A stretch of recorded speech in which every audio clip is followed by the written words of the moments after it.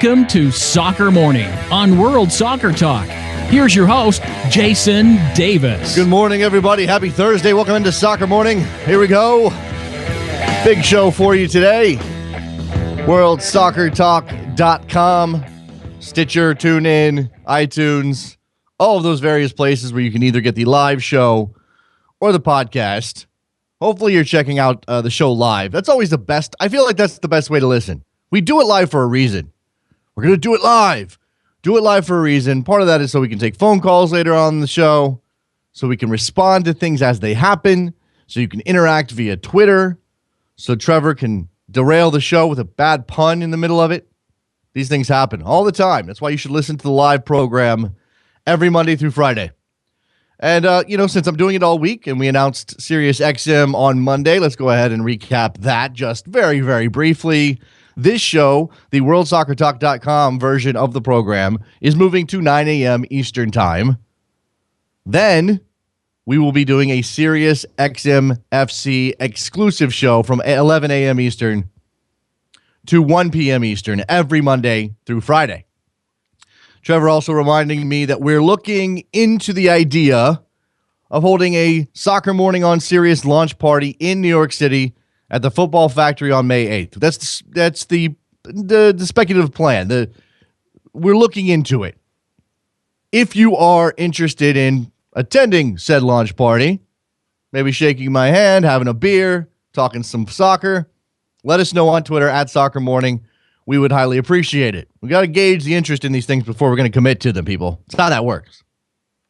On today's program, Kevin Laramie from Montreal. He's actually in Mexico City. He will join us to talk about the Montreal Impact's 1-1 draw with Club America in the first leg of the CONCACAF Champions League final last night. A big result for the Impact. And Kevin was on the scene, so he'll give us some insight there. And then our friend David Cartledge from Spain will join us at 10:30. We're going to talk through the Spanish teams in the Champions League, so Real Madrid, Barcelona, Atletico Madrid, and the results therein. And we'll touch on some other stories surrounding Spanish football right now, including did you know that Lionel Messi's tax case is still ongoing? People forget about that already. I'm not saying that we should really care as soccer fans, as long as he's out there on the field performing. But I don't know that people remember that Lionel Messi got dinged for some tax evasion, and it's still happening. There's still things happening in Spain. And then Barcelona's got all that stuff with the Neymar transfer and money going missing into the wrong places, and it's just a mess. It's a mess at Barcelona. Well, not really. They're fine. They're going into the semifinals of the Champions League, so that's good for them. Let's hit the headlines here ahead of Kevin Laramie joining us in just a couple of minutes. In the Champions League, Chicharito Hernandez scores the lone goal as Real Madrid advances past Atletico Madrid 1-0 at the Bernabeu. Big goal for Chicharito. Back in the lineup, getting a start because Karim Benzema was unavailable, and he made his time count. He's a pesky player. I mean, he's a guy that he's going to be there in front of goal. If you can find him, he's going to score. He's a pretty good finisher when he gets the opportunity. Ronaldo with an excellent run to set him up. Now, in the aftermath of that goal, Thierry Henry, newly minted soccer pundit on Sky Sports, criticized Hernandez for his celebration, which I find fascinating because if you've listened to this show for any length of time, you know that I find any discussion of celebration to be ridiculous. First of all, we have the shirt removal yellow, which is inane, stupid. Change that rule, please. And then anytime a player celebrates at all, celebrates against his old team, celebrates in front of opposing fans, celebrates whatever he does, there's bound to be some sort of criticism, and in this case, it's Henry. And this is ridiculous criticism. The opinion of Thierry Henry is that he didn't, meaning Hernandez, properly acknowledge Ronaldo's assist. Okay, and that he celebrated like he scored the winning goal in the World Cup. He scored the winning goal in a Champions League quarterfinal at home in front of his fans after all of the frustration he's had. I don't blame Chicharito Hernandez at all for his celebration. The other game yesterday, Juve played to a goalless draw with Monaco and advances past the French league side 1-0 via that goal in the first leg at Juventus. So they'll move into the semifinals as well. Barcelona, Real Madrid, Bayern Munich, Juventus. Some heavy hitters left in this competition. Should be fascinating from here on out. In the CONCACAF Champions League, as I mentioned, Montreal won. Club America won. Nacho Piatti scores for Montreal. A very nice goal set up by some good movement by Montreal, who looked dangerous on the counter for most of the night. Club America certainly had more of the play, and they will rue the fact that they didn't put away their chances, although not many of them were of the excellent variety. Montreal did a good job defending. Words out of Mexico City, we're going to talk to Kevin Laramie about this when we get him on the air, from the Club America players, that Montreal doesn't deserve to be a champion, that their luck will run out back in Canada. We'll see what happens. That's going to be fascinating. 60,000 people will be on hand at Olympic Stadium to see if the Montreal Impact, who finished last in MLS in 2014, can lift the Continental Trophy. It would be a stunning, stunning story. And we talked about it before this game, on yesterday's show. What you wanted out of Montreal, if you're pulling for Montreal, if you're an MLS fan who's rooting for them to go and win this title, is hope going back to the home leg in Canada. And they did that. They provided hope. They got a very good result. Now you are a little upset about the fact that they gave up a goal to Oribe Peralta in the 88th minute or whenever that came, towards the end of the match, a late goal, whatever it was. Clearly Montreal was gassed. It came on a set piece. Marking just kind of slipped a little bit. So you do wish Montreal had held on for that 1-0 win. But considering what you might have expected going into this game, it's a fantastic result for the Montreal Impact. And now they go back to Quebec with a chance to win this title. Grant Wall reporting over at SI.com that Cristiano Ronaldo has targeted Los Angeles for his MLS arrival, perhaps in 2018. Now, could be the Galaxy, could be LAFC. Grant also has some details on LAFC and whether or not they will start in 2017 or 2018. Seems to be some question over that. MLS expansion is in a very weird place right now. Just reading this morning that the Minnesota United stadium deal, this is a piece at Vice Sports by Elliot Turner, it's not a foregone conclusion. Things have got to be worked out. You've got the Vikings group, you've got the Minnesota United group, and the legislatures of the area are not jumping on board with the Minnesota United group necessarily to get this done, despite the fact that Bill McGuire and his partners have talked about privately financing their stadium. Grant Wall also reporting that the Seattle Sounders have made their first written offer to Jordan Morris, Stanford player, Seattle Sounders homegrown talent. Scored last night for the United States against Mexico in the U23 game, by the way. I'll get to that in a second. But this offer reportedly could make Jordan Morris the highest paid homegrown player ever. So that bears watching to see if he will take that bait and jump pro and leave Stanford behind. The U.S. U23s did beat Mexico 3-0 at StubHub Center last night in Carson, California. Mario Rodriguez, Christian Dean, and Jordan Morris scored the two latter goals coming off of set pieces. This first one, a very nice goal for Mario Rodriguez, getting on the end of a cross. The United States played poorly. Mexico played well in the first half, and the U.S. turned it around. See what Andy Herzog has to say about his team's performance as they progress towards Olympic qualifying later in the year. In the Europa League today, Fiorentina and Dynamo Kiev, 1-1 on aggregate in the second leg. Napoli and Wolfsburg. Napoli with a massive 4-1 advantage over Wolfsburg in that second leg. Dnipro and Club Brugge, goalless after one leg, go into that match with everything to play for. And Zenit and Sevilla, with Zenit at home down a goal, 2-1 to Sevilla. So there's your headlines. Let's take a break. When we come back, we'll grab Kevin Laramie from Mexico City. Montreal Impact on the verge of a CONCACAF Champions League title. Stunning stuff. Don't go anywhere. I'll be right back. Face in the crowd, you're talking too loud.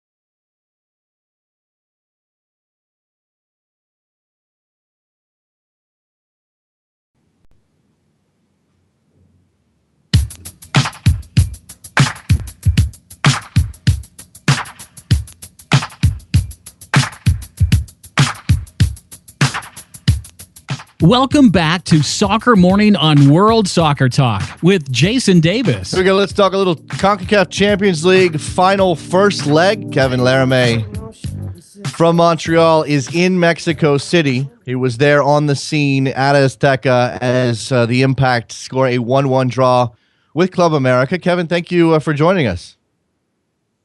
The pleasure is all mine, Jason. So you were there. You saw this game unfold. Look, the late goal kind of takes a little bit of the wind out of the Montreal sails only because they held the lead for so long, Kevin. But considering everything going into this match, considering where the Impact have been in the league, considering how magical this run has been, this is about the best you might have ever expected. I didn't even expect the draw. I was ready and I was prepared for a 2, 3, 4. Hey, gates could have been open and it could have been 10-0. But the Impact that I saw reminded me of the Impact against Pachuca. There's certain confidence. It seems like the underdog tag that they've been thrown at them for months now, they really embrace it. And it seems like they're more comfortable in that situation. And at the end of the game, I talked to Baki Soumaré and Asun Kumara. And they were saying that, yeah, right now it hurts. It feels bad because we had the lead for 89 minutes and we're able not to dominate, but to absorb the pressure and to actually have good possession stint, especially in the first half. So they still hurt for them. But they said, if you would have told me this morning they would have had a 1-1 draw out of Azteca, they both would have signed on the dotted line early in the morning. Kevin, you can find Kevin's work at Off the Woodwork podcast, Two Solitudes podcast, USL Radio podcast as well. Kevin, it's Kev Laramie on Twitter. It's 2 E's. All right, so, again, going into this match, I don't know that anybody knew exactly. You said this. You expected maybe a 2, 3, 4 goal loss. I mean, certainly Club America is an incredibly talented team, perhaps the most talented in North America. Meanwhile, the Impact are a club that's struggling in the league, perhaps because they've had some focus on this tournament. But this seems to be more about, again, resolve, being committed, certainly being disciplined in the way that they play. And this is what I've noticed too, Kevin, more than willing to muck it up and play some dirty CONCACAF soccer if necessary. Yes, one thing I tweeted last night and I took really on note is the Impact used their physicality and they CONCACAF Club America on certain occasion. If you're a fan of CONCACAF, you know what that expression means, hold the ball a little too long.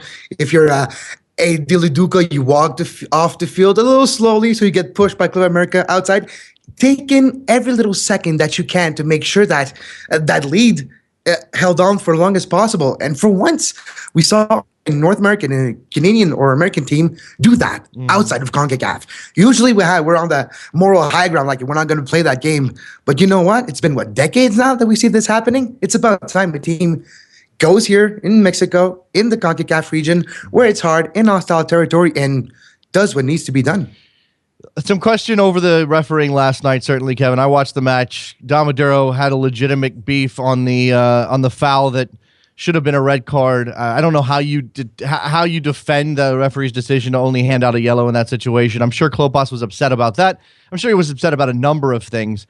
Now, the Impact may have gotten a couple of breaks of their own, perhaps on a disallowed goal that was very close to offside. It was called offside, and then a handball in the box. But overall, I imagine the Impact are feeling more aggrieved than Club America today. Exactly. You nailed it. Frank Klopas, even before he took the first question in the post-game press conference, he started by saying, first of all, the referees, 44th minute, clear breakaway chance by Dom Maduro. First of all, he's taken a tackle from behind, so that's a red card to start with. And on top of it was the last defender. So there's two arguments that can be said that could have been 2 straight red cards. There's 2 challenges that happened that would have been deserving of that red card. And that referee brought that yellow out. And so what he means, he saw the foul, he acknowledged the foul, and it's white on black on FIFA rulebook. That's a red card. And for some reason, Hector Rodriguez decided to bring only yellow card to the match. And it really, like you said, Klopas was still angry at the end of the game, but especially for that yellow card on Evan Bush late in the game, where Donny Toya, Dili Duca tried to explain to the journalists what they saw happen. And the only thing they saw was Evan Bush getting hit in the face, him falling down, getting up, and him getting a yellow card, which that means he's suspended for the final in Montreal. But not just that. Kronberg, the back of Montreal, is cap tied with Kansas City. So they're going to have to play either John Smith from FC Edmonton in the NSL or trying to get a goalkeeper in 7 days. Yeah, that is certainly a problem. I know they're going to appeal this. I think I know the incident that you're talking about, and from the television broadcast, all I could say is I'm not saying that Devin Bush didn't get punched or hit or whatever it was that caused him to go down. I do think he sold it, and maybe the referee erred on that end, which is again not necessarily good refereeing. Because plenty of guys go down, you can be fouled and still, accentuate things, and we've seen that before. I'll get to a couple of performances that I want to pick out here in a minute, Kevin. But when we talk about how the Montreal Impact, their mentality going into this game, give me a sense of what you heard out of the Impact camp, because I know they prepared very well, and that was an element of this successful run.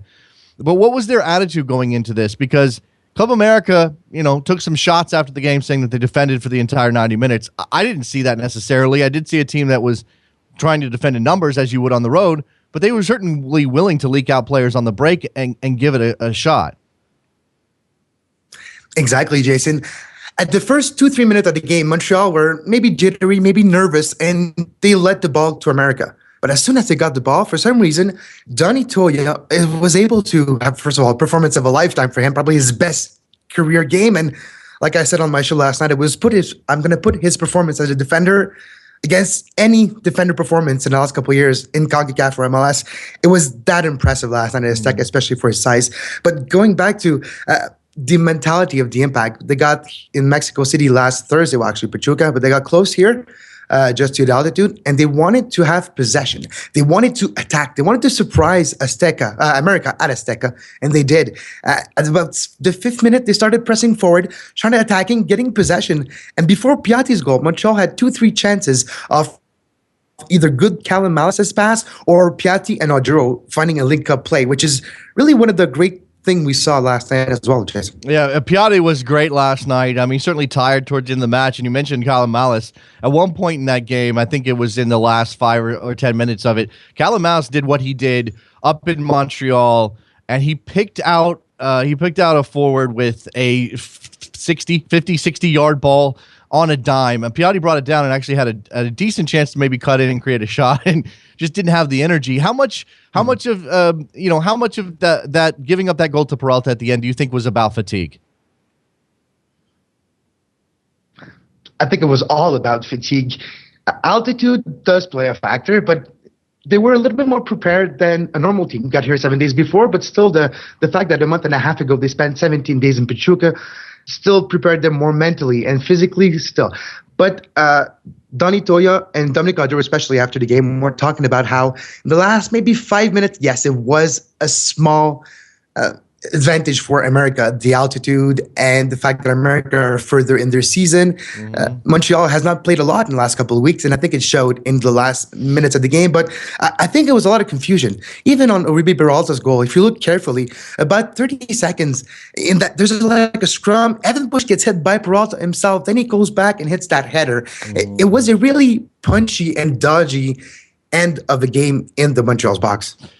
So now Montreal going back home with a 1-1 draw. Again, to score the away goal is big. Yeah, you'd like to have it 1-0, but even this result sets them up nicely. Now, it's worth reminding everybody that the last time an MLS team got this far, RSL actually went back home with an opportunity, I think a 2-2 draw down in Mexico against Monterrey, and had an opportunity at home to close it out, and they couldn't get it done.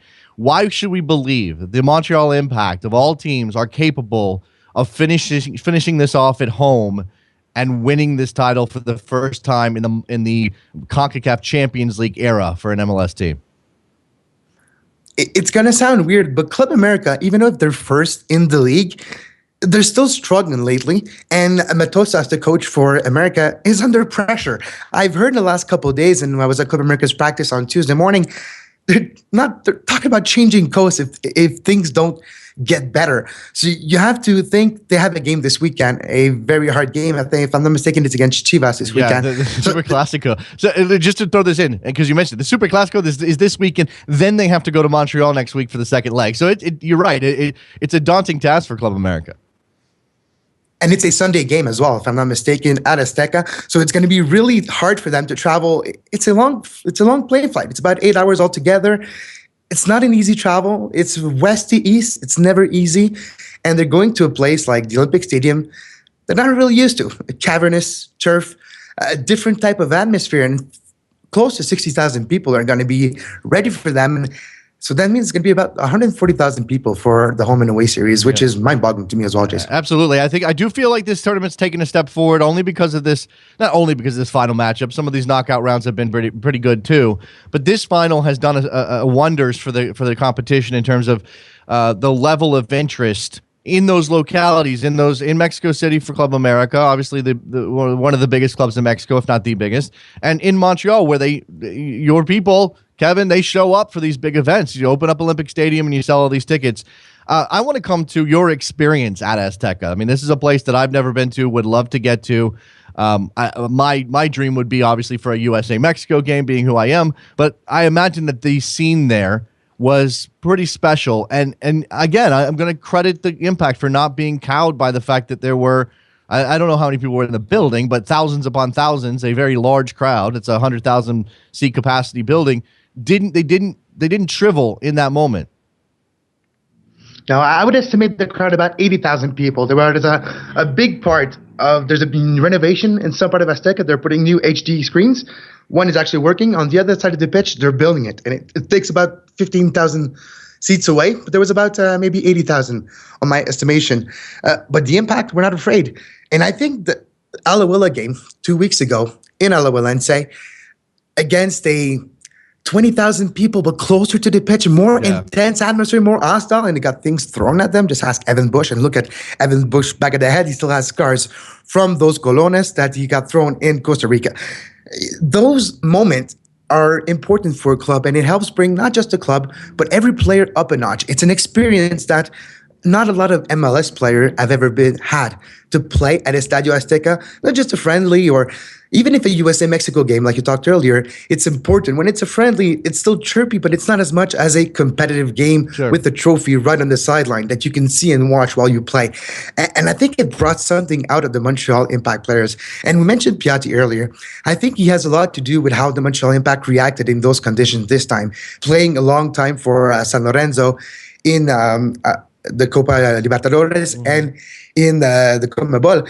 He's used to those hostile environment and he thrives in it. And I think he was able to transmit that to the players. And let's not forget how Beet Juice really helped him as well last night. How did the Mexican journalists respond to what happened last night in the press box? They were shocked. When Montreal scored the first goal, they were not expecting it. And they were really quiet for the rest of the game until eventually Peralta scored. They think it's a failure in Club America's part. Watching Fox Sports Vivo last night, going back to the hotel, they were saying that this game should have been 4 or 5-0 for Club America. What's the Matosas doing? He doesn't have the same type of ball possession we're used to, and the soccer that we watch is not as beautiful to see. And for some reason, that's really important here in Mexico, how you play the game and how it does look. And for some reason, Matosas is not popular, and the journalists are really ripping Club America today. It should be interesting how that sort of pressure comes to bear. As you mentioned, Matosas' job might be in question, and they have the Super Clásico. If he loses that game to Chivas de Guadalajara at home, I don't know if he's going to be on the sideline in Montreal to come next week. Now, I'm going to come back to the second leg, Kevin, before I have to let you go. Again, I sort of identify the fact that Montreal soccer fans show up, especially for these big events. They had a huge crowd for the last round. They're going to do it again. And this all comes after the beginning of the MLS season and Joey Saputo being in the press saying that the buzz is gone. Is the buzz back, or do you think this is unique because it's the CONCACAF Champions League? Yeah, well, speaking to Richard Legendre, the VP Director Sportif, you could say, of the Montreal Impact, he was talking about, yes, there's a big buzz for the Impact in the CONCACAF Champions League right now, and it goes all across North America. But the sales have not really transmitted to season tickets. Yeah. And because of the lot of the games that have been postponed, it seems like there's a new beginning of the season starting in the next couple of weeks after Montreal plays their first game in the Amway Canadian Championship, I think 3 weeks from now. So there's going to be a new way, a new chance to restart that season in Montreal. And I think the fact that Montreal achieved good results, and imagine if they win the actual trophy this Wednesday, I think now and then it will have a boost on the ticket sales. For now, from the mouth of Richard Legendre himself, it really hasn't translated into a big upsell of the actual season tickets. So last night, just to come back to this, and we'll wrap, put a bow on this here. Last night, Klopas decided to go with Dom Oduro up top. He obviously had Nacho Piatti on the field. He didn't use Jack McInerney, and he didn't use the newly acquired Kenny Cooper. Do you expect either one of those forwards to play a role in the second leg? I expect maybe Kenny Cooper. Jack Mack, I don't know. His facial expression after the game, he was not a happy camper not playing in that game. Dom Oduro, his speed and his space was really necessary in that game, not just because of the altitude, but because Piatti can anticipate his run. And you had a couple of new defenders for America at a defense that Oduro was able to use. I'm talking about Eric Pimentel, most of all. Oduro was able to go around him and run circles around him because of his speed. Kenny Cooper, for me, is very important going forward. If you remember, Montreal had the best success either in MLS or CONCACAF this year with Cameron Porter, a brand new kid. And him, the way he plays is similar to a Kenny Cooper, which is very different from Oduro or a Jack Mack. I wouldn't call it a hold-up ball, but a player that's able to implicate a Piatti and a Duca or Remo more into the play and then move forward as a block. And I think that might be the key in Montreal. Put Kenny Cooper there, trying to go a little higher. If you go higher, the other team doesn't have the ball and they can't attack, and it's easier to defend that way. So that's what I expect for this Wednesday, especially if Kenny Cooper starts. Kevin Laramee, you can follow him on Twitter. It's Kev Laramee, 2 E's, Laramee. He does the Off the Woodwork podcast, the Two Solitudes podcast, a bunch of other podcasts, USL Radio, and some other stuff that's not soccer. I won't mention those things. Kevin, thank you very much for your time. It sounds like it was a brilliant night in Mexico City. Hopefully we'll be able to talk to you next week, and Montreal will have a trophy in their case. Hopefully they will, Jason. There you go. Let's take a break. When we come back, we're going to move to Spain. Talk to our friend David Cartledge. Barcelona, Real Madrid, Atletico Madrid, Sevilla in the Europa League today. Don't go anywhere. Be right back.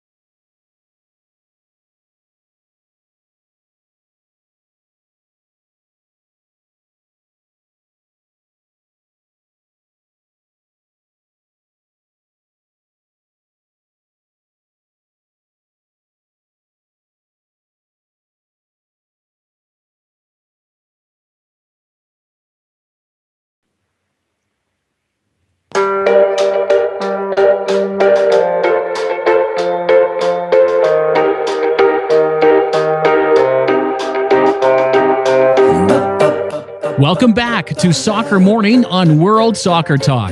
with Jason Davis. Here we are back on Soccer Morning talking to our friend David Cartledge. Covers Spanish football. He says he's out on his balcony enjoying the sun of Spain. We should all be jealous of him this morning. David, how are you? I'm very well. It's a beautiful day in Barcelona. So yes, it's great. It's a good day in Barcelona as they finished off PSG in the Champions League. But I want to start with Real Madrid and Atletico Madrid and the knockdown, drag-out nature of that tie in this tournament. Obviously played each other in the final last year, know each other very well. Atleti has had amazing success against their city rival, and yet in this game, with everything to play for, it was Real Madrid that came up on top despite missing Bale and Modric and Marcelo and Benzema, clearly. We'll come to Chicharito, but just from your perspective, how did that game play out versus what you expected? I think the main thing to come from both games is how negative Atletico Madrid were. I think Simeone's had a lot of praise, but we must have balance and we must criticize him if things go wrong. And I think Simeone set his team up a little too negatively, and I think Atleti could have thrown caution to the wind a little bit more, and they didn't. I think when he took Antoine Griezmann off, that was a sign that maybe he was happy to sit back and get that draw. But Atleti were in a good position. They could have, I think they could have come out the blocks in the first 20, 30 minutes, really hit Real Madrid, hopefully get a goal, and then they're in an excellent position. It's almost like Simeone's success utilizing some negative tactics. On certain occasions, it's not as though Atletico Madrid plays negative football every single time out, but it's almost like it's feeding on itself.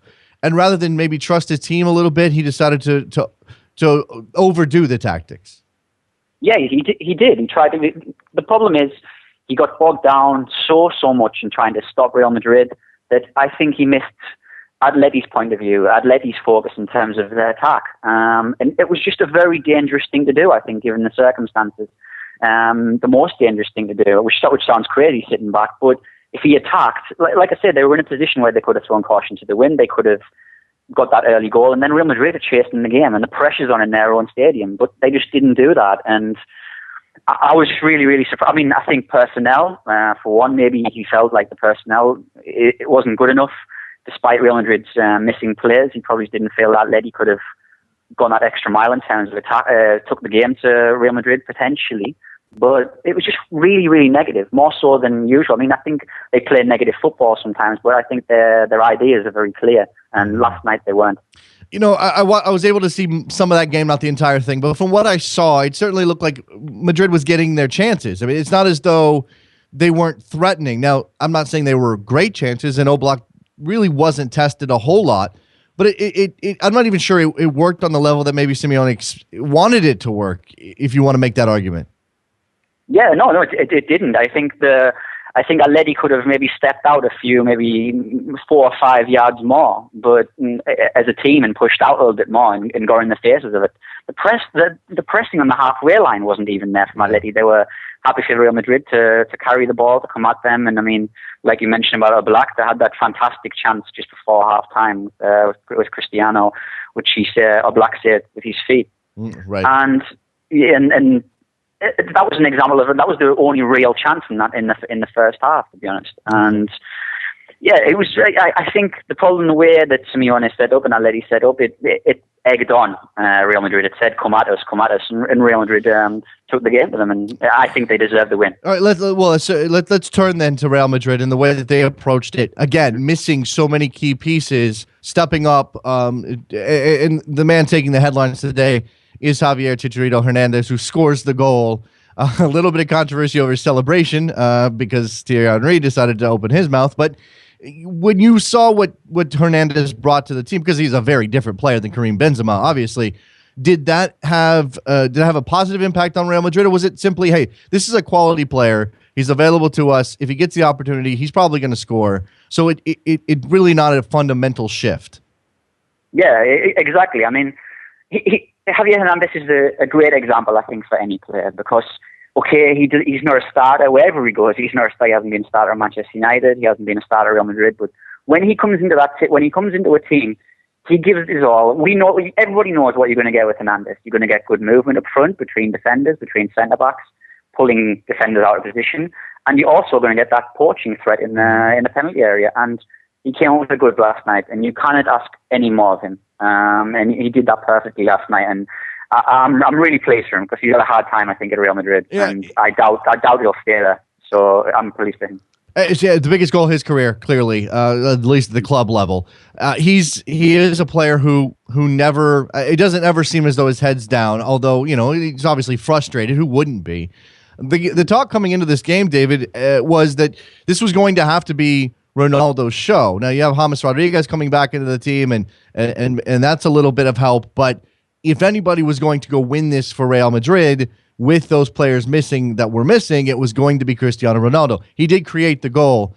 Overall, how did he handle that burden? Yeah, I think he did well. I think in the dressing room right now he's a leader. So I think in the dressing room he would have been more. I mean, last night wasn't his greatest game. He was obviously involved in the goal, but I think we've discussed it before. His position's changed at Real Madrid. He's very much a leader now. He's one of the more senior members of the squad, and he'll have been a big presence in the dressing room, psyching everybody up and say, come on, I know we're missing players, but out there, we're Real Madrid, and we've still got good players in the field. We've still got James Rodriguez out there. We've still got Pepe out there, Sergio Ramos out there. And, yeah, so I think he's a big presence in that sense now. He's a leader now. I'm going to leave it here. Was the celebration an issue in Spain at all, that Chicharito went off to the corner by himself, didn't really acknowledge Ronaldo. Ronaldo went and did his own thing because that's what he does. Was that an issue at all in Spain? I mean, it was touched on, but not a great degree. I think it's the British media who picks up on things like that more, really. They love analysing these tiny incidents and making something out of nothing. So in Spain, it was it was touched upon. In England, it would have been analysed with incredible detail. And then, like I say, with Thierry Henry criticising the celebration, this is a man who handled the ball for France against Ireland. He's a big cheat. And after he did that, he celebrated like he won the World Cup. So I don't think he's in any place to criticise anyone or anything. No. As much as I love Thierry Henry, he certainly shouldn't be throwing stones at glass houses. Let's turn to Barcelona, who advanced past PSG. I want to call it a foregone conclusion. It probably wasn't on that level, but it was Barcelona's tie to just go ahead and close out. Neymar scores both goals. And I made this comment when we sort of talked about this game yesterday, that Barcelona's triumvirate of attacking talent at the front end of that formation, Messi, Neymar, Suarez, it's almost like they're trading off who gets to be the goal scorer, but they are so impossible to stop as a group that I don't know. I mean, we've seen obviously Lionel Messi be such an amazing player throughout the years, and you add these two players to the mix, and it's mind-boggling how much talent there is at the front. No, it's just phenomenal, and it represents the shift that Barcelona have undergone over the last few years since Pep Guardiola's left. It was a team under Guardiola that was very much focused on midfield control with Xavi, with Iniesta and Busquets, and now it's gone further, and now it's the attack. That's who takes the spotlight in this team. That's who does a lot of the work in this team. That's where the reliance is upon. The midfield isn't as full of quality as it used to be. The defence obviously isn't impregnable. And so now it's all about the attack. And as you say, when they are in motion, when they're working together and they get it right, get their movement right, and their telepathy between them right, they're very, very difficult to stop. Yeah, how much was made of Iniesta, certainly that run, and just sort of recapturing a bit of a former glory for a player who is clearly on the downside?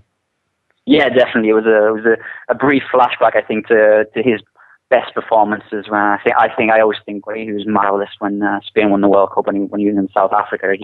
He was phenomenal then, and it was a little flashback to that. But one of those gliding runs, and everybody calls him the Ghost because of his complexion. But he moved like a ghost. And they also call him it because of how he moves, and he moved like a ghost last night. Against the other night, and he was very smooth and elegant in how he did it, and it was beautiful to see. Yes. So Barcelona now 2 points up on Real Madrid in the league. Both these teams advancing to the semifinals of the Champions League, so they continue to have to fight on that front as well.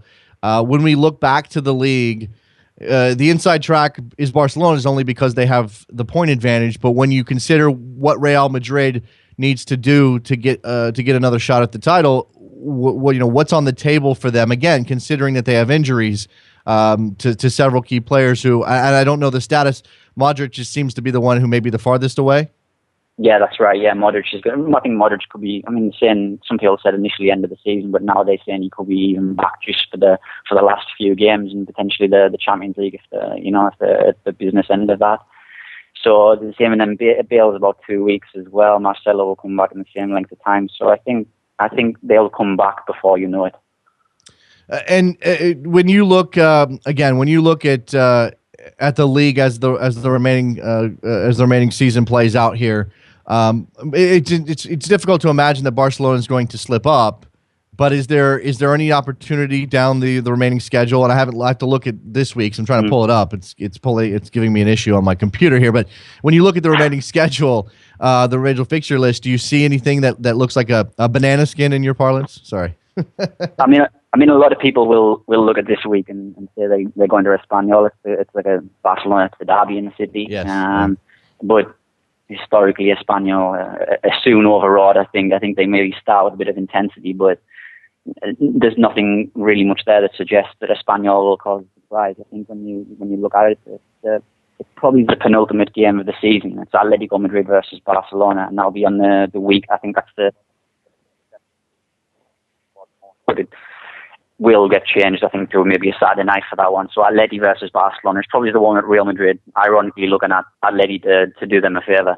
That's the only game I think that stands out where Barcelona could slip up. Yeah, Real Madrid away to Celta Vigo this weekend. Let's turn to the Spanish team left in the Europa League playing today, Sevilla, with an opportunity to advance in that competition. It sets up nicely for them, I suppose, but these games can throw up some surprises. What do you see in the second leg against Zenit?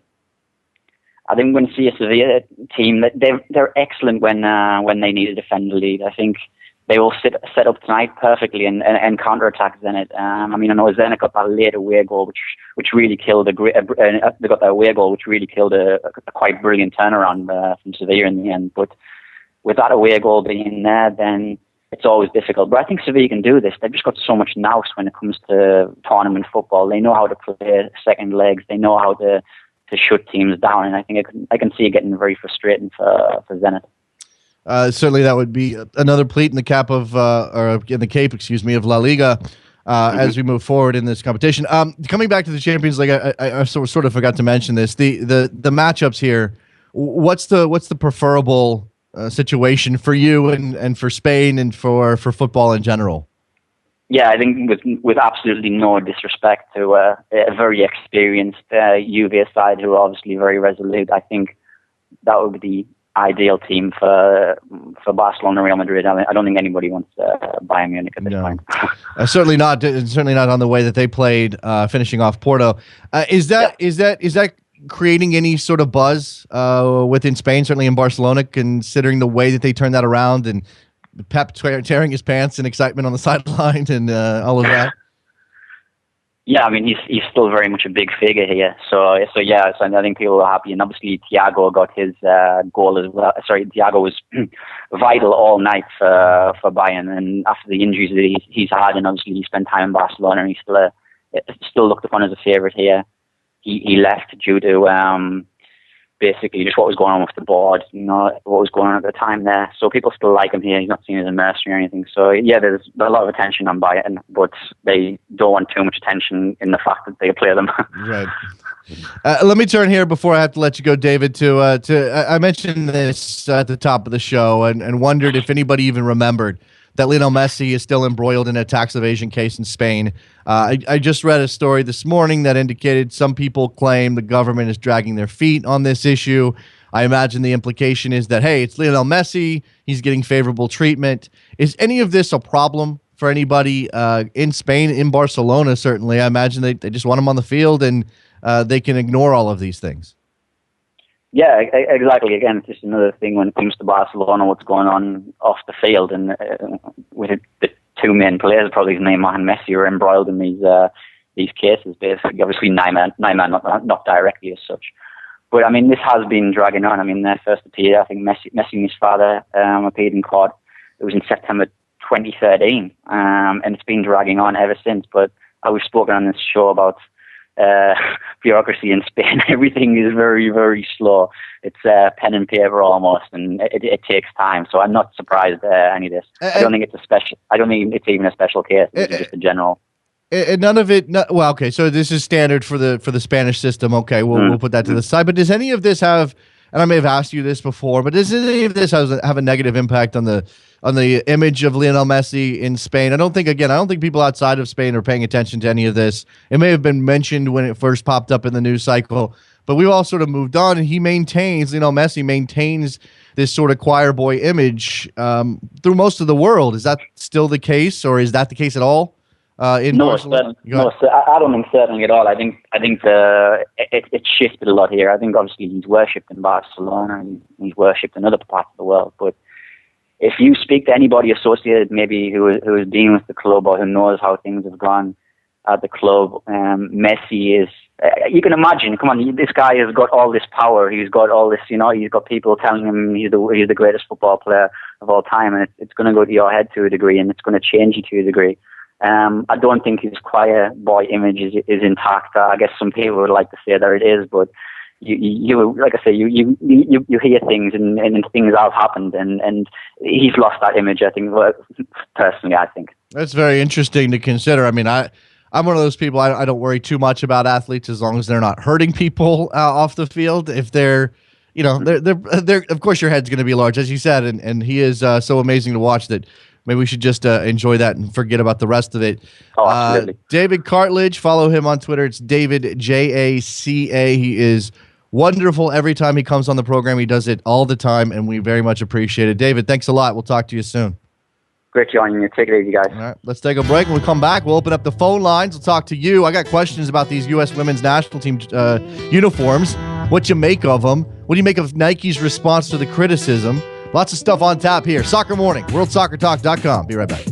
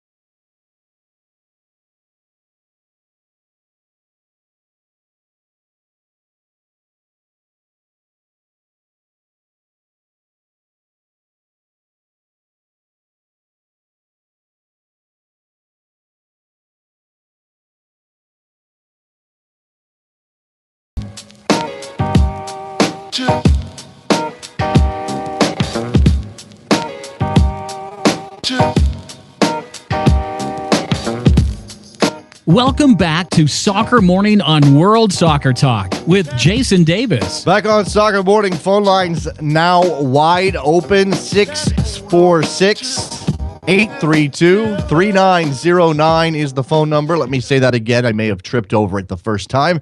646-832-3909. Jump in. My question for you here, before I get into a couple of other topics, is whether or not you like the U.S. women's national team uniforms as issued by Nike. And they're different.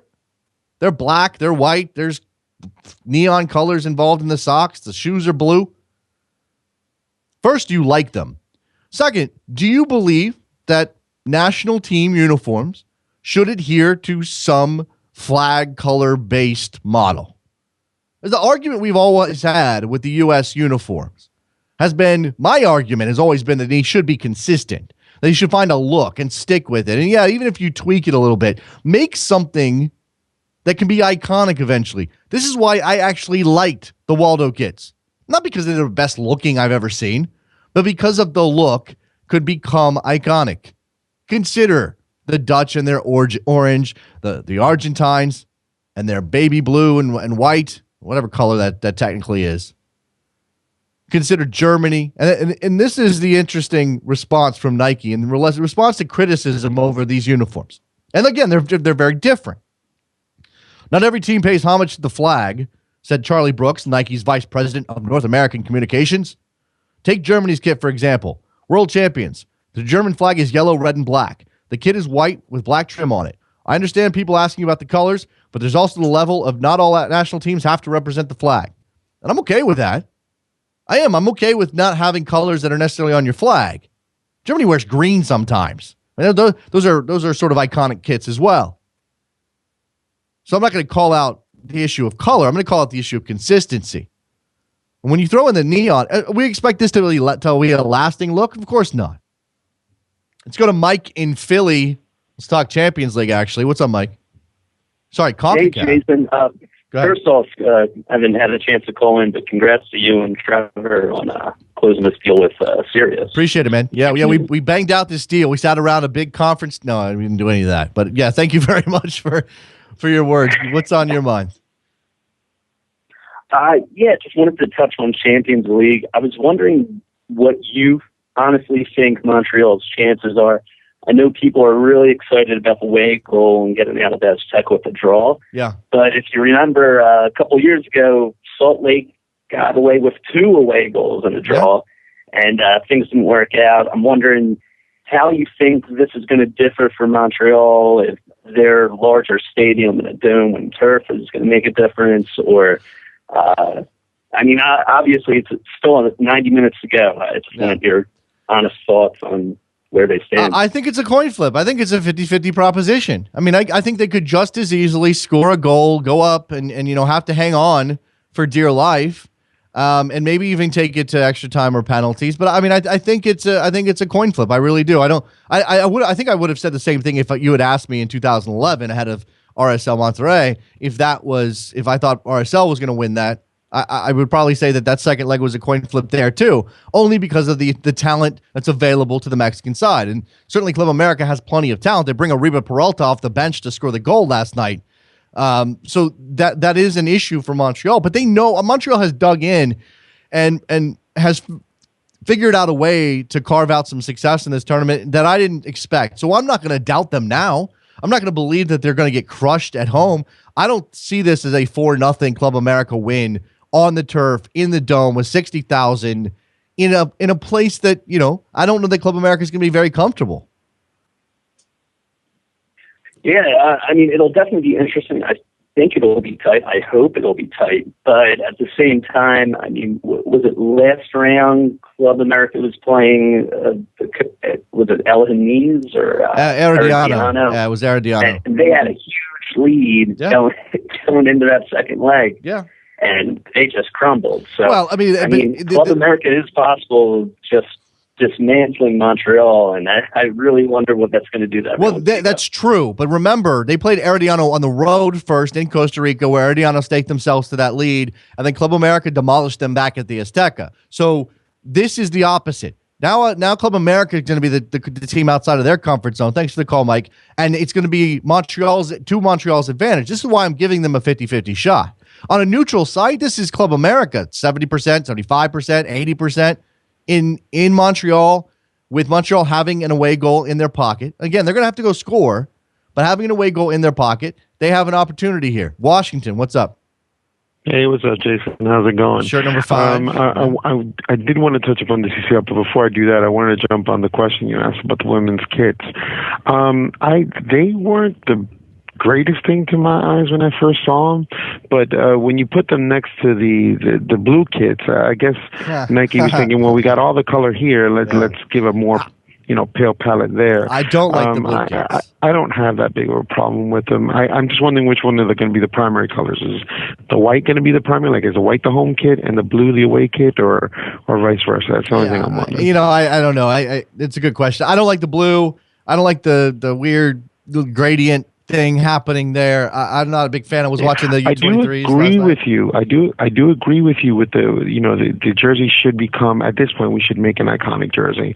And there are many iconic jerseys, although I am of the thinking that the jersey should be more reflective of the flag colors. But we got to remember there are many iconic jerseys that are not reflective of the flag colors. Like Italy is one of them. Italy is a big one. I mean, they're the Azzurri, the blues, and there's not blue on their flag. So, but I do think they should be iconic. Yeah, absolutely. I mean, I think what has happened for the U.S. Thanks for the call. You want to talk Champions League? I'll give you a second. But what I think is interesting here is that the United States effectively came to this sport too late, because now Nike was already in a cycle, or the kit makers, the uniform makers, the sportswear providers they were already in a cycle of trying to turn things over to make more money year to year or every couple of years, right. And you already established the Azzurri, you had already established the Albiceleste, you had already established Brazil and Germany and the Dutch. So the United States didn't have an established look coming into the 90s. You weren't going to stick with a denim thing. Come on. And then it becomes a cyclical thing, and nobody wants to stick with a style because, hey, we might not make as much money the next time around selling these jerseys in the United States. Right. Now, touching about the CCL real quick. First of all, I love last night's game. Last night's game was the best. And like I said, I was all for Montreal. One thing I did want to address, because you made a good point, right? You said, well, at this point we should be past being together as a league. The NFL, I only care about my team, Major League Baseball. The big difference between MLS and NFL and Major League Baseball and those type of leagues is that the NFL and Major League Baseball are the top league in their sports. I know.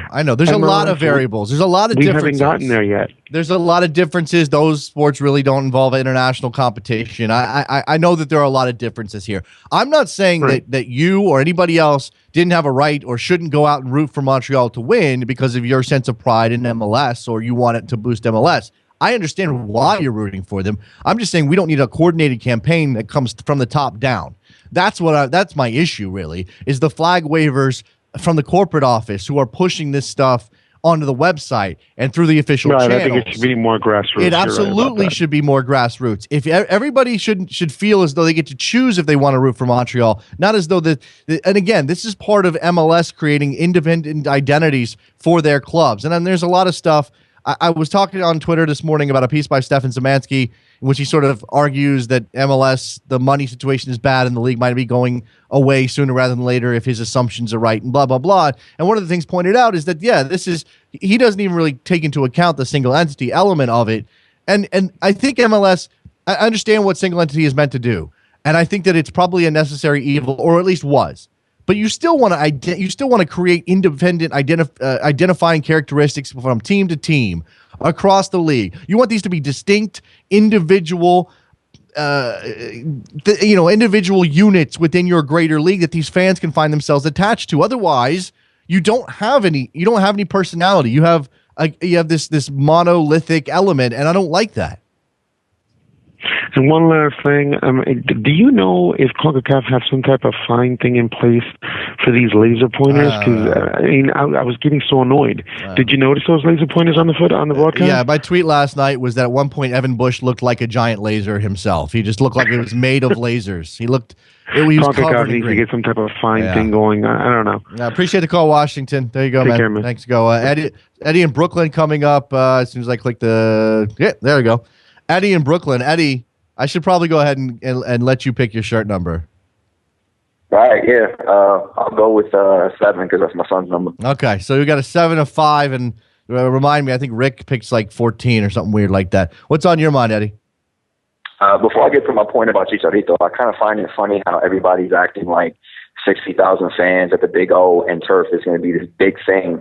Like America didn't dismantle Saprissa in 10 minutes on the turf at La Cueva. Like, this is Club America. No, I understand. They've played in bucket environments before. They've played on bad environments before. It's not that big of a deal. Okay, well, I'm not saying that that's like the great equalizer. I'm saying that Montreal has proven that they can fight and scrap and play CONCACAF soccer and get the job done if a couple of breaks go their way. No one had them scoring, taking the lead against Club America at the Azteca. I don't care what you say about Jekyll and Hyde Club America. No one expected that. Yeah, they gave up a late goal to Oribe Peralta, who's an incredible talent. That I don't think there's anything to be upset about there. I'm not saying that the Big O is somehow going to cow Club America. I'm just saying that Montreal is going to be really comfortable there, and Club America still has to make an adjustment. Let's not act like they're just going to walk in and go, yeah, this is business as usual for us. They may win. They may have won at La Cueva. They may go to Tijuana on occasion and play well there. But I don't think it's the exact same thing, Eddie. But I get your point. Yeah, I'm just saying. Maybe not you specifically, but there's a lot of people like, oh, that's it. It's Big O, 60,000. It's going to be the thing that's going to make America crumble. And well, I'm pretty sure they can handle it. They're professionals. Who are these people? Because I haven't seen. I think Twitter, man. Well, Twitter has a wide range of opinions. Eddie, it's the beauty of Twitter. I follow a lot of wide range of opinions, and a lot of them piss me off. All right, talk to me about Chicharito. Okay, so this is another thing that really bothered me yesterday. Like, I get it. Everybody was emotional. It was a great goal. I'm very thankful to Chicharito for it, me being a Madridista. But the way people were reacting afterwards, it was this big, like, see, I told you so. I told you should have been playing. Like, all of a sudden, he should be starting over Karim Benzema. And I want, like, and it's mainly Mexican soccer fans, and I get it. You're really emotional. I would probably do the same thing if it was Joel Campbell. But now that it's a day removed and we can stop being emotional about it, the guy still isn't good enough to play for Real Madrid, and I don't expect him to be there next year. Okay, I think that's probably the general consensus. But as you said, there's emotion involved, certainly for the Mexican fans, and don't take away, don't try to steal their joy, Eddie. Well, no, I mean, here's the thing: when he scored and Cristiano Ronaldo was celebrating the way he was celebrating, they were getting all mad at him. Like, look at him. He's trying to make it about him. Like, the goal was 90% Cristiano Ronaldo. It was him exploring the space with the ball. It was his triangulation with James. It was him drawing the two center backs and all back off his line over to the right side of the box. Yeah. All Chicharito had to do was not Chris Wondolowski. That's all he had to do. Yeah, but see, that's an underrated skill, Eddie. You know this. That there are plenty of. I get it. Yeah, there are plenty of players in the world who maybe don't miss that chance, but there's been better opportunities that have been missed. And the one thing I have trouble with Chicharito because of his specific skill set. He's a busy player, which I like, but I know it doesn't necessarily translate into a good player. He is a poacher. He does find. That's the thing. It's a little Chris Wondolowski in that he finds himself in the right places because he puts himself there. His movement is incredible, and that's what makes him good. It's difficult. He's not I don't think he's a Real Madrid player in the long term, and he's going to leave. We all know he's going to leave.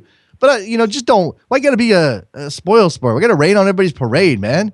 I'm not trying to rain. I'm not trying to rain on the parade. Look, I will give him credit. He was kind of falling back, and I have seen players falling back in that moment. They're going to skide over the bar. He just wanted to make sure it went in the net, and that is a skill. Scoring is still a skill. I'm not negating that, but the visceral reaction to Cristiano Ronaldo is the part that really bothered me. When Thierry Henry was right. That's 90% his goal. And then people on Twitter talking about, oh, look, Cristiano Ronaldo passed the ball. Like, if you people were smart enough, you would know that he leads the club in assists. Man. He leads the club in goals and assists. Yeah, well, but nobody wants to bring that up. You know what I saw? And I actually missed the goal live because I was looking down at my phone like an idiot. But I was at a bar and I looked up and I saw the replay. And the first thing I picked, it was Ronaldo. Of course, Ronaldo was going to create that goal. But I first noticed James and that pass because without that pass, it doesn't happen. So, I see what you're saying, Eddie. It's, again, man, he's been wallowing on the bench. He hasn't had a chance to play. He gets his opportunity. It's the damn Champions League against the rival Atletico Madrid, and he scores a goal. I'm not going to blame anybody for getting exuberant. No, I'm not either. Just don't hate on Cristiano Ronaldo either. He tried to make it about him, but he kind of earned it.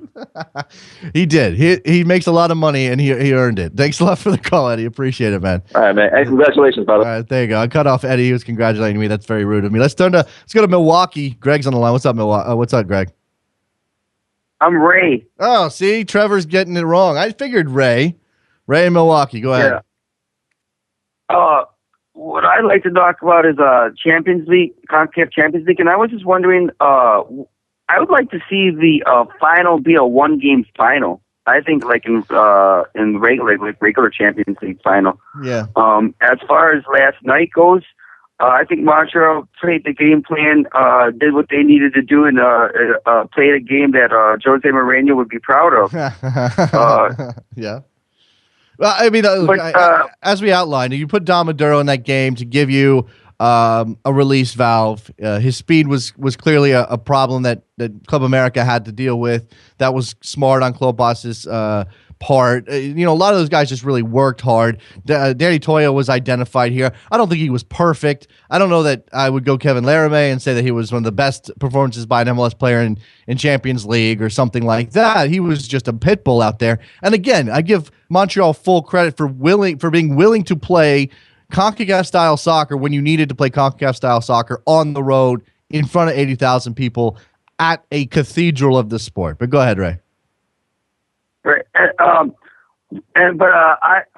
got to really criticize Matosas because this is a final, and if Oribe Peralta is good enough to play, he should be starting. I know you have the Super Classico on Sunday, but that's I'm not trying to take anything. I know that's a big rivalry, but this is a championship final. It makes me wonder if the FMF will contemplate switching or moving games if there is a final. Because I truly believe the FMF does not want to lose this as a whole. Just like I think MLS is building this as to unite MLS fans together. I think the FMF doesn't want to lose this. They're not going out here and saying that they want Mexican fans to unite. And I think one of the reasons why that there's a big emphasis on uniting MLS fans is because it is a Mexican side club team. I don't necessarily think if this was a Costa Rican club team, I don't think you're going to get necessarily that big of a push. That's an interesting theory. I mean, when it comes to whether or not Mexico's putting a lot of emphasis on this in Club America, I mean, they played a very strong team, minus Oribe Peralta to start. And, as you said, they didn't move any dates here. But they got the Super Classico coming up this weekend. They're not moving that. It's too late to do that. I can't postpone that now. I don't think you can. A ticket sold. It's going to be a full house, I'm sure. So you have that element, and they played last weekend, as Kevin said, and they're going to lead into the second leg and not have the advantage of the rest that Montreal does. I don't. It's interesting. The dynamic of the all for one thing. Again, as long as it doesn't come from the top down, I get why people want to root for Montreal to win. I also think that the Canadian element is interesting here too, but we'll see how it plays out. As for the idea of playing a one-off final, Ray, I'm behind that. Except I don't know from a marketing standpoint, from a profile standpoint, if that's something that any of the member federations really want to commit to. Because where are you going to hold it? Are you going to try to pick a neutral venue that you identify a year in advance the way that the UEFA Champions League does? Okay, where do you do that? The biggest stadiums are in Mexico and the United States. Are you ever going to play it anywhere else? Are you going to play it down in Honduras or in Costa Rica or in Canada for that matter? I don't know. I think there'd be a rotational scale. Like the first 3 years, it could be, Mexico, United States, Canada, and then you could probably work out something from there. But those three being in every fourth year, maybe our Central American team will be able to host it. Yeah, Central American country will be able to host it. Well, I mean, it's all. That's a nice idea. Thanks for the call, Ray. I appreciate it. It's a nice idea. I just don't think it's coming anytime soon. Let's go to Pennsylvania. Someone wants to talk U23s. What's going on? Hey, Jason. First off, just wanted to say congrats on the new gig with Sirius. Big fan. I plan on subscribing. Appreciate it. Thank you. That's excellent. What's on your mind? First of all, who are you? Because I don't have a name for you. Oh, yeah. Sorry. This is Vishu from PA. What's going on? Not much. I was wondering, did you get a chance to watch the U.S. U23 friendly yesterday against Mexico? No, you know what? I watched the first half, which was bad. And then I decided that sleep was more important than seeing what happened. And I know they scored 3 times, and the U.S. looked pretty good in the second half. It's one of those things. It's again the issue that the United States consistently has: outplayed for a good portion of the match, don't look good. Maybe something comes together, one move comes off, Mario Rodriguez scores, and then they get 2 set pieces, and you kind of look at the scoreline and go, "Hey, that's a great result," and it is. But was it the progress that Andy Herzog wants to see?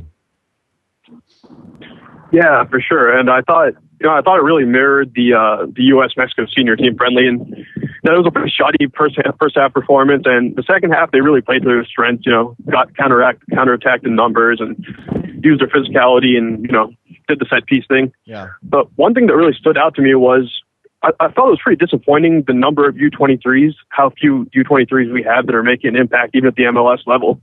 You think by the time they get to 22, 23 years of age, they should at least be making, regular cameos off the bench.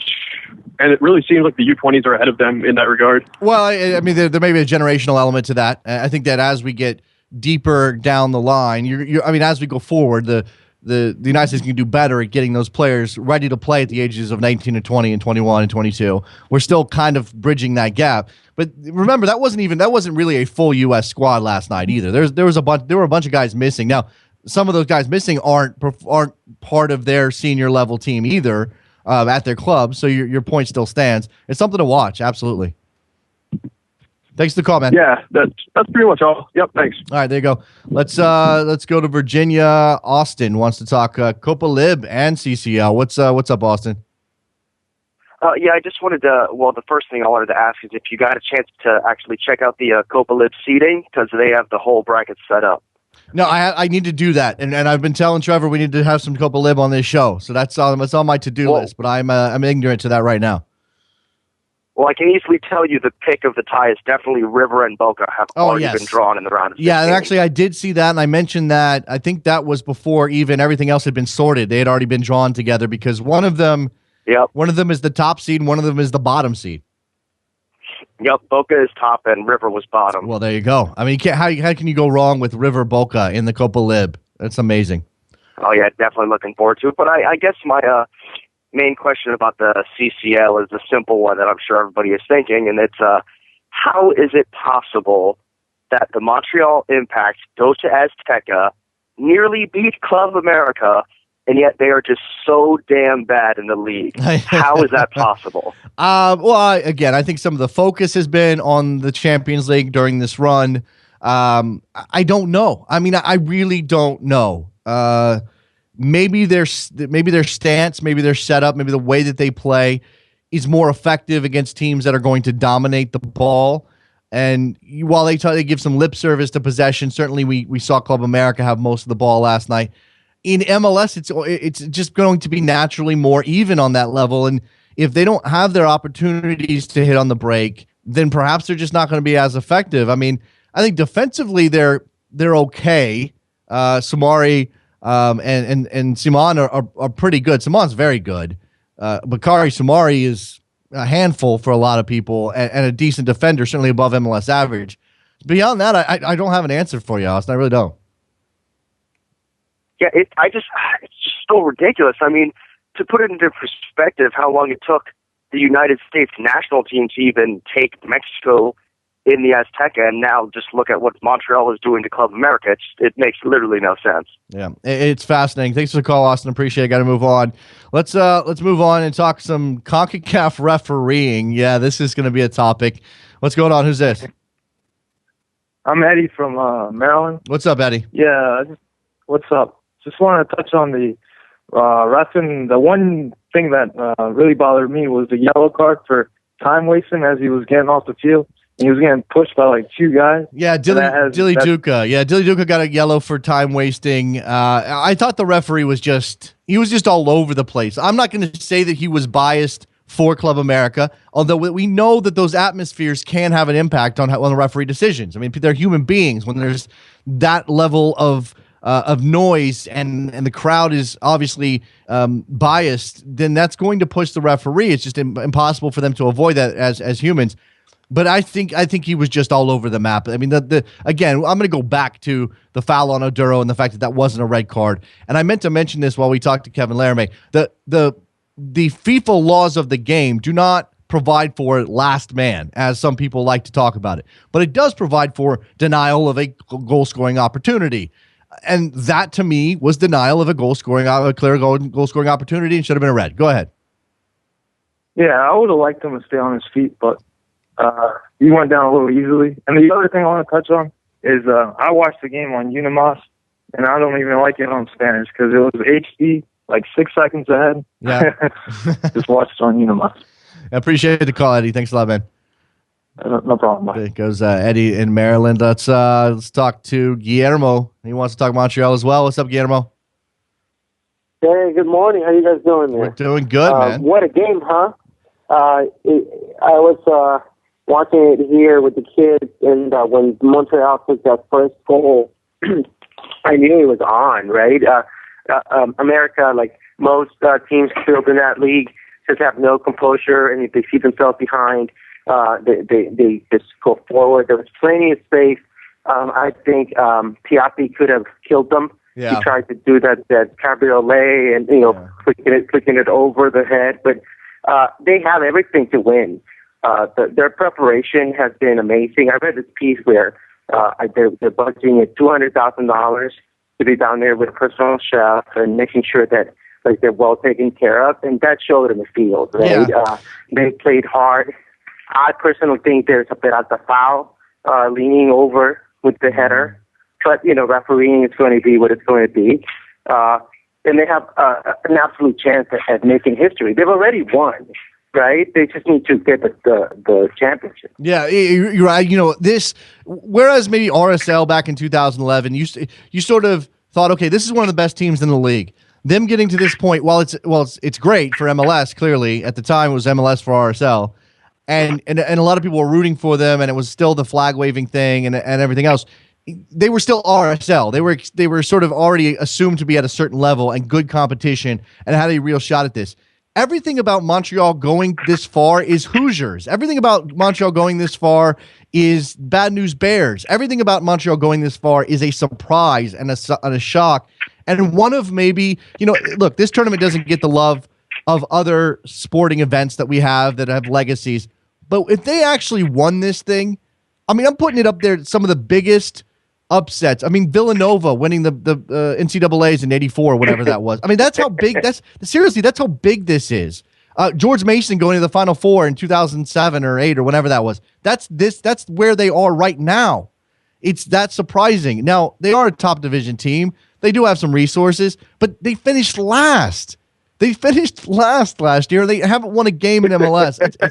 Look, this is a different team. They added a bunch of pieces that are clearly working. I think Piatti loves the spotlight. He's the kind of guy who would be auditioning for Club America, right? In any other circumstance before his injury.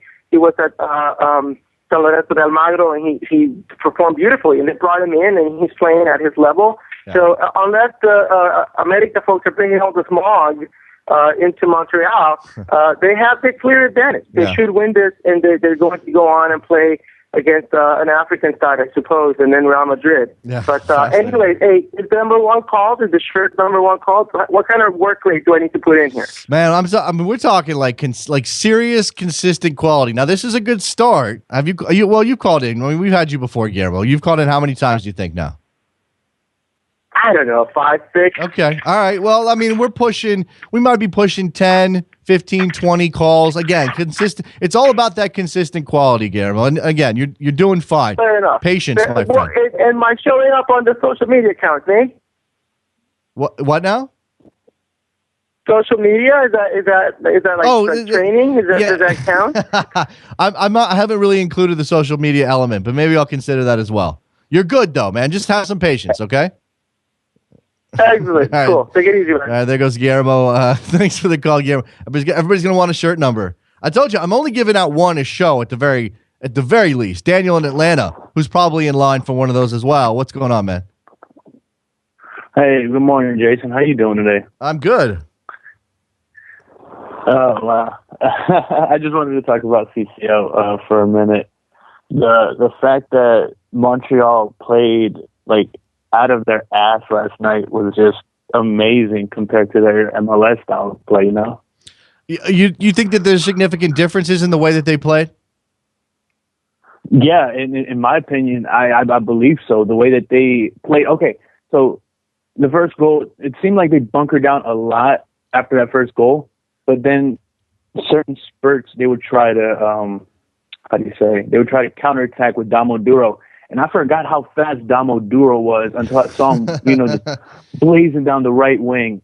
He got into an outside position right before he got it passed to him. I forgot what moment in time in the game, but the fact that it's just the knock on Damo Duro has always been his finishing. The guy is blazing fast. I think he scored 9 goals or something for Columbus a couple years back. That's been his highest output. He's an incredibly athletic player who allows his teams to do certain things because of his speed. The question has always been his finishing, and I thought his first touch last night was excellent from the beginning. Go ahead. Oh yeah, it was great, and I was watching the game on Unimas, and one of the commenters was like, Evan Bush kept getting lasered in the eye, and as soon as Oribe Peralta went for the goal, I don't know if it was because Evan Bush was lasered or because he just wasn't marked right, but I think that goal, along with one of the Unimas commentators, that goal should not have been allowed, and FIFA should do something about this, where if a goal is scored like that, it should be nulled. Yeah. And again, this comes into play with video replays, which I'm a big proponent, and hopefully we see that someday soon. It's interesting. Thanks for the call, Daniel. I got to move on, but the laser thing, and I think that maybe some people kind of discount the laser thing. Oh, it's just a light. He's just shining a light on. This is focused light. I mean, it's still a laser. It's still, if you catch a guy in the eye, you're going to do some damage to that person's cornea, retina, whatever. I mean, I think there's a possibility of that. At the very least, you're blinding them. So it certainly needs to be addressed. I just don't know how you address it. Let's go to Texas. Final call of the day. What's going on? Hey, Jason, this is Noe. I wanted to talk about jersey changing. Okay. I like my national teams to have their traditional kits be the same. I'm not a big fan of the U.S. women's team having the black in it. Mm-hmm. If you're going to stick to blue and white, stick with blue and white. And I think this is just a trending thing that the kit makers are doing. I was not happy when, in last year's World Cup, they decided to change all the national teams, especially Adidas, all red with Spain, all white with Germany, Yeah. all white and sky blue with Argentina. I just feel this has become more of a money thing where, let's change up the kits and forget about tradition. Well, Don't you agree on that? Or- I think some of that was FIFA actually instituted a rule that said that teams had to have one solid color kit and one white kit or one lighter kit. It was something to do with television and I don't know. I mean, you obviously want to be able to identify teams as they're playing, but yeah, they took it to a whole new level and sucked some of the fun out of it. I absolutely agree with you on that. Appreciate the phone call, man. I got to wrap up this show. Hey, one. Oh, too late. I already hit the button. I apologize for that. There's a slight delay from when I hit the button to when they actually get dropped. Sorry about that. I apologize. Get in tomorrow with whatever else you wanted to say. Let's wrap up this episode of Soccer Morning on a Thursday. Thank you very much to our guest today, Kevin Laramie, off the Woodwork podcast, to Solitudes podcast, the USL podcast. Go follow him on Twitter, Kev Laramie, and our friend David Cartledge in Spain, David Jaca. Follow him. He does good work all over the place on the internet about Spanish football.